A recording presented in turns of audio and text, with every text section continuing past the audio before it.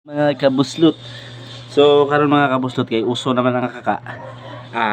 Kinsay mga legit diha nga mga isog nga kaka. So PM nako kay atong sabutan ang kuan kasado. So kadang imuhang 3,000 kasdan ko na nako og 5,000. So PM ha sa mga interesado. So mao ni ako ang kaka nako. Parisi na ninyo.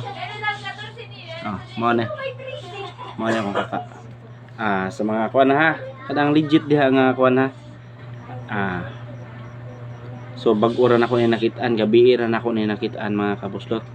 So ang ngaran ni nga kaka, patayin ang magtanong. Patayin ang magtanong. Mao ni si patayin ang magtanong.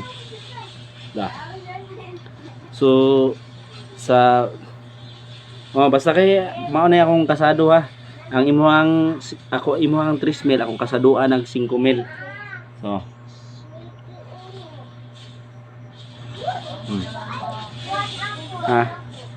sa mga legit ra diha, legit lang PM lang sa torang legit ha.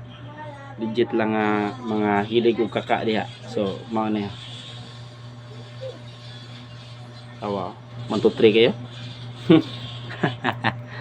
Sa mga legit lang ha. Di ko ganahan ng scam nga message nga kuan makigpaaway og kaka ha.